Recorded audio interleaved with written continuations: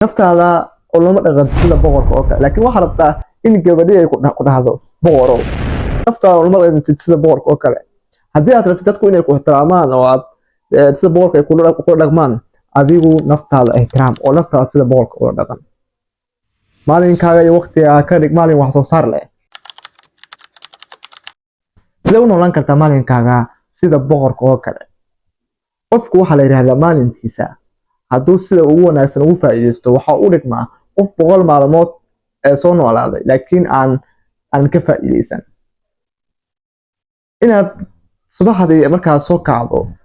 aad maanigayso halka saacadood ee ugu horeeya waxay saameyn ku yeelanaysaa dhammaan saacadaha maalinkii ku harsan maalinkaaga haddaad saacada ugu horeysa sida ugu wanaagsan aad u maanigayso oo saacada kaliya markaad soo kacdo saacada ugu horeysa aad sida ugu wanaagsan aad u maamushid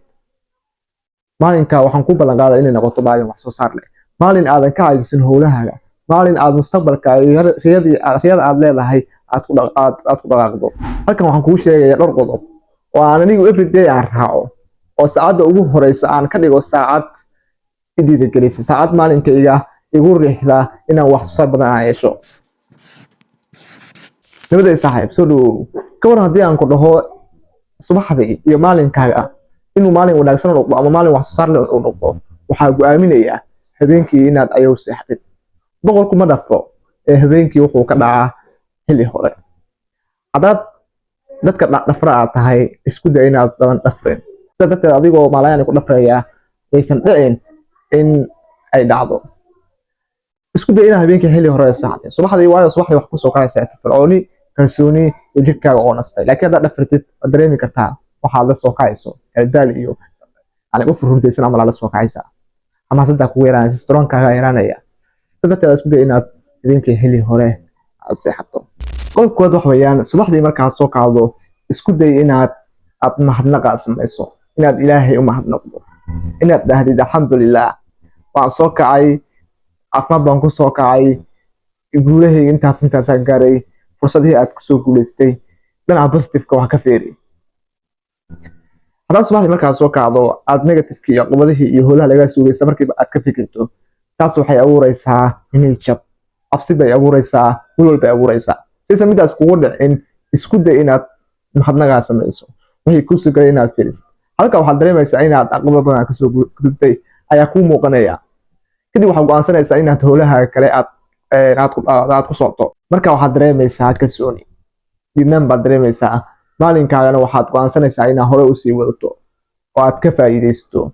because of waxaad isu sheegtay inay wax badan aad soo qabatay waxyaabo badan isugu suurtoween fursado inaad haystid inaad wax qaban kartid naftaada ayaad shugri ugu bilowday iyo mahadnaq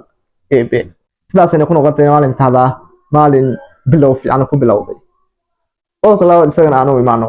qodobka labaad waxa weeyaan isku day inaad jimicsi aad samayso markaad jimicsi aad samayso 15 daqiiqo ilaa 30 daqiiqo maalinkaaga waxaad dareemaysaa yani firfircooni aanka la yiraahdo testosterone ayaa jirkaaga shaqaynaya waayo hadda habeenkii oo dhan aad hurtaysay maalinkii markaad soo qaadatid yani shower aad soo qaadatid waxaa laga yaabaa inaad caajis maalinkaaga kugu bilowdo laakiin markaad jimicsi samayso 5 daqiiqo ama 10 daqiiqo aad orodid ama aad socotid jirkaaga wuxuu samaynayaa firfircooni taa oo laga yaabo inay wadnahaaga ama dhiiggaaga si fiican u shaqeeyo maskaxdaada si fiican u shaqeynaysaa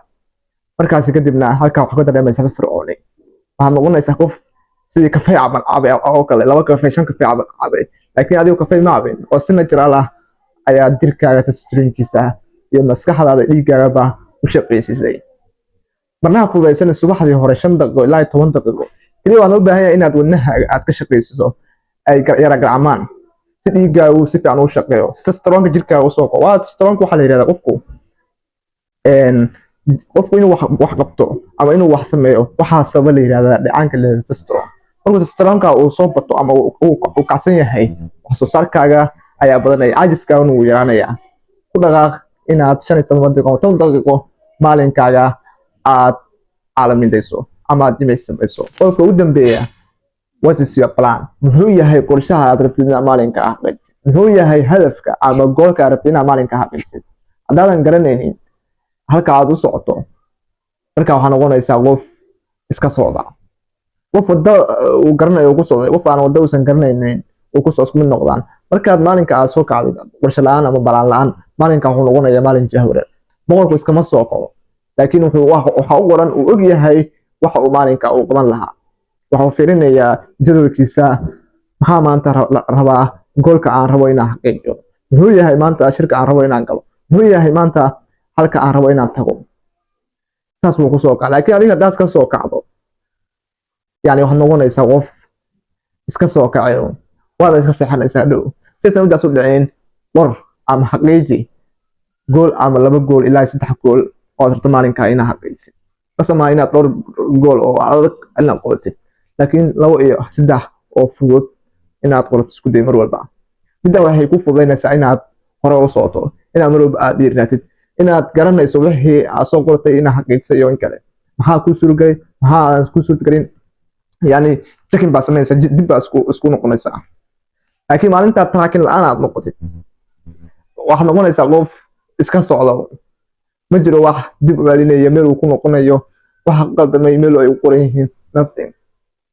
so isku day inaad maalinkaaga balaan lahaatid qorshe lahaatid hadaf lahaatid hal iyo laba gool oo aad rabtid inaad xaqiijisidna aad lahaatid nabadeed